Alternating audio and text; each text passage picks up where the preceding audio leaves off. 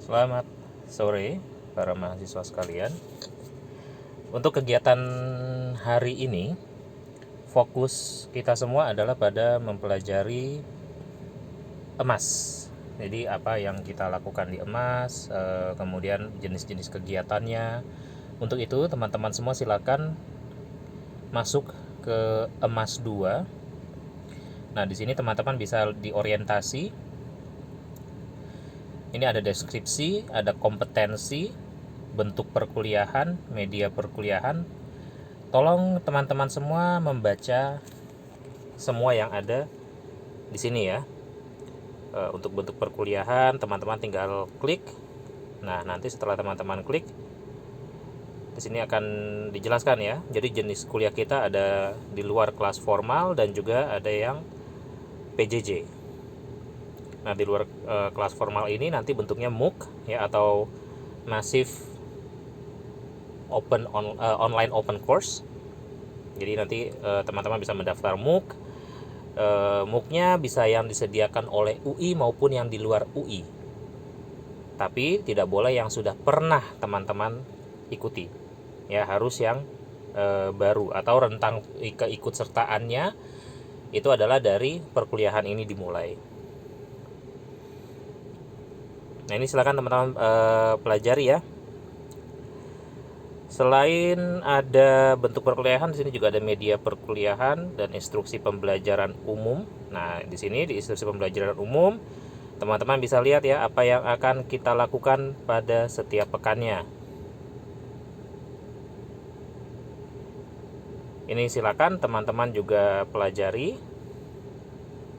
Termasuk di sini ada metode perkuliahan ya. Jadi metode sinkronus baru kita mulai sebenarnya pada pekan yang akan datang. Diskusi daring ini nanti akan asinkronus. Lalu ada membaca dan kuliah asinkronus mandiri, itu asinkronus ya. Nanti baru di pekan 8 kita melakukan diskusi secara sinkronus.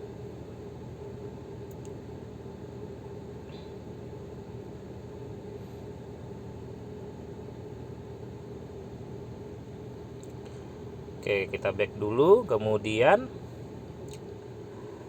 di berikutnya ada penugasan umum. Nah, di penugasan umum ini nanti rekan-rekan bisa mempelajari apa saja yang harus dilakukan ya, tugas-tugas apa yang harus dilakukan. Di sini ada tugas mandiri ya. Ada forum daring, yaitu ada diskusi daring. Nanti setiap anggota FG membuat folder sendiri. Ini tolong instruksinya diperhatikan ya. Setiap kelompok mulai berkomunikasi untuk membentuk struktur organisasi kelompok secara mandiri. Jadi model forum ini dia adalah threaded forum. Jadi kalau teman-teman tahu Kaskus ya, atau Detik Forum atau yang sejenisnya, IDWS mirip seperti itu. Nah, jadi bentuk diskusinya di sini memang bukan diskusi real time seperti kita menggunakan WhatsApp, tetapi bentuknya adalah utas diskusi. Jadi nanti teman-teman tiap orang membuat satu topik baru, atau kalau istilahnya di emas adalah satu folder baru. Kenapa nggak pakai istilahnya topik atau thread baru, supaya nanti tidak bingung ya. Karena nanti topik dikiranya topiknya setiap orang beda-beda, padahal satu kelompok punya topik yang sama misalnya. Tetapi setiap orang harus memulai sebuah thread baru atau sebuah folder baru. Kemudian ada tugas mandiri.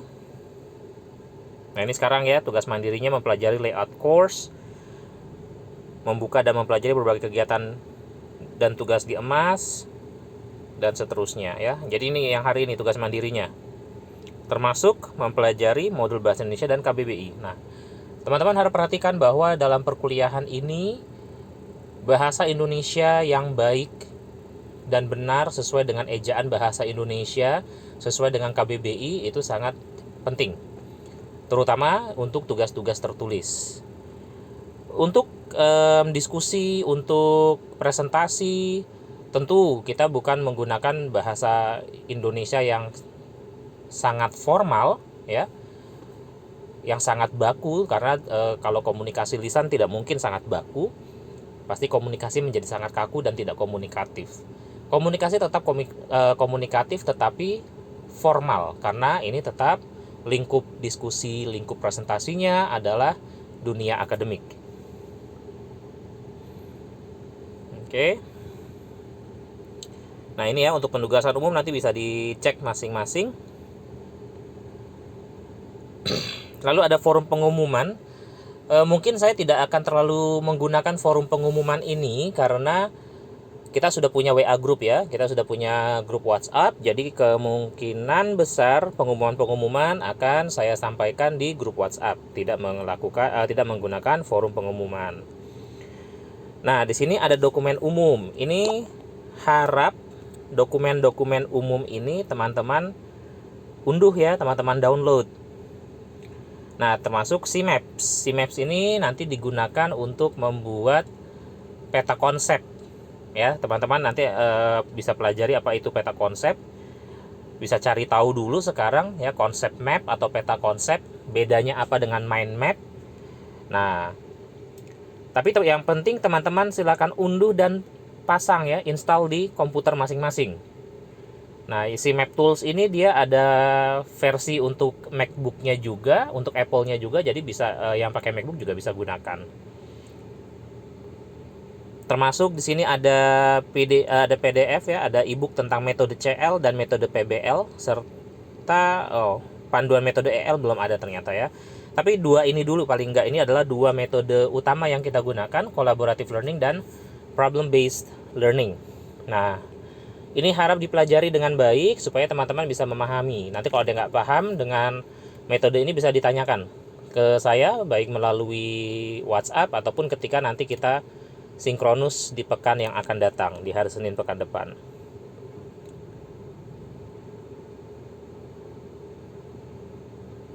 Nah, seperti itu ya. Ini nanti teman-teman bisa masuk satu-satu, pelajari. Nah, kuesionernya jangan lupa diisi ya. Ini ada kuesioner kesiapan MPKT. Nah, ini tolong teman-teman semua wajib isi.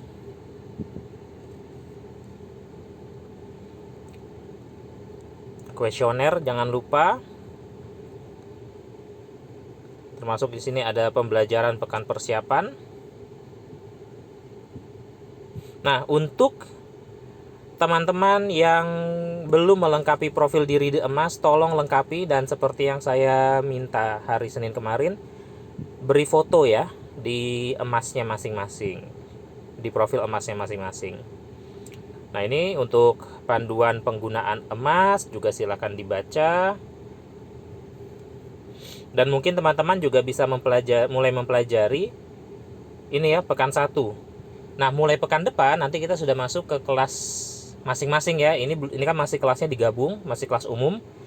Nah, mulai pekan depan kita sudah masuk ke kelas kita sendiri yang isinya adalah peserta di kelas MPKT 13. Tapi sebelumnya silakan teman-teman pelajari dulu pembelajaran untuk pekan 1.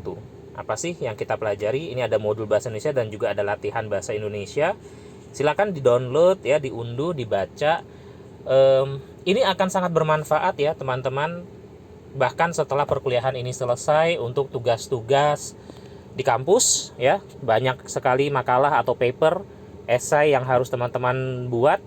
Nah, memahami bahasa Indonesia akademik seperti yang dijelaskan di modul bahasa Indonesia ini akan sangat membantu. Apalagi nanti ketika skripsi. Jangan sampai misalnya ketika perkuliahan ada dosen yang memberikan nilai kurang ke kalian ya, bukan karena kalian isi kontennya jelek atau kalian tidak paham, tapi karena dari segi bahasanya jelek. Wah, kalau gitu dosennya subjektif dong. Oh, belum tentu dosen seperti itu subjektif. Karena ketika seseorang yang paling cerdas sekalipun tapi dia tidak bisa mengkomunikasikan idenya dengan baik, ya maka percuma saja kecerdasannya. Dia harus tetap bisa mengkomunikasikan ide tersebut dengan baik. Ya. Makanya bahasa Indonesia juga penting. Jadi kalau bayangkan ya, kalau jadi dosen di kelas ini saja misalnya ada 40 mahasiswa lebih, bahkan 50 mahasiswa, itu kalau separuhnya saja bahasa Indonesianya berantakan, kalimatnya tidak efektif, atau kalimatnya sangat panjang, wah itu pasti saya pusing sekali bacanya untuk ngerti satu paragraf ini ngomongin apa sebenarnya. Sehingga mungkin yang kalian maksud sampainya di saya jadi berbeda. Itu penting sekali bahasa Indonesia. Dan bukan cuma di mata kuliah ini, termasuk di mata kuliah lain. Baik, ini juga silakan dipelajari ya rekan-rekan semua, fitur-fitur yang ada di emas. Karena ingat, sebagian besar pembelajaran kita adalah pembelajaran asinkronus. Teman-teman melakukan belajar mandiri menggunakan emas, sehingga jangan sampai karena teman-teman belum terbiasa menggunakan emas, lalu malas menggunakan dan akhirnya nilainya menjadi kurang. Karena ingat, ini mata kuliah 5 SKS ya, jadi lumayan sekali kalau sampai nilainya kurang karena misalnya teman-teman salah dalam mengumpulkan tugas dan lain sebagainya. Contoh saja dari pengalaman yang semester-semester lalu yang sering terjadi itu adalah mahasiswanya dia merasa sudah mengumpulkan, padahal belum. Di dosennya nggak melihat dia sudah mengumpulkan, di dosennya dia tugas tersebut masih belum dikumpulkan. Nah akhirnya setelah dicari tahu ya, lewat share screen, jadi dia share screen one on one dengan saya, baru ketahuan bahwa ternyata dia baru sekedar mengunggah atau mengupload tugas tapi dia tidak klik submit, sehingga tugasnya ya belum tercatat di saya, belum masuk. Nah ketika dia klik submit, otomatis di saya terlihatnya terlambat, dan untuk saya iya tanggal masuknya itu yang saya hitung, dan tetap dia dihitung terlambat, artinya akhirnya ada penalti nilai di situ. Karena apa? Saya kan tidak bisa memverifikasi benar nggak nih dia mengunggahnya sudah dari awal, ketika seharusnya belum terlambat dia sudah selesai mengunggah. Kan saya tidak bisa verifikasi itu, karena saya yang bisa saya lihat di sistem adalah kapan dia klik submitnya, filenya ada atau enggak. Atau ada juga yang dia klik submit tapi dia tidak mengunggah apa-apa. Ya, dia di saya statusnya sudah mengumpulkan tetapi filenya tidak ada, kosong. Nah, itu juga kan pasti akan ada penalti. Gitu ya. Jadi tolong diperhatikan teman-teman. Itu saja mungkin pengantar dari saya untuk perkuliahan hari ini. Silakan teman-teman beradaptasi dengan baik. Intinya Senin depan saya harap teman-teman sudah paham menggunakan emas seperti apa. Jadi kita belajarnya akan semakin nyaman, semakin enak, tidak terlalu diganggu dengan hal-hal yang sifatnya teknis. Demikian dari saya. Assalamualaikum warahmatullahi wabarakatuh. Selamat sore, selamat malam, pagi, siang, kapanpun teman-teman menonton atau melihat rekaman ini ya. Sampai jumpa.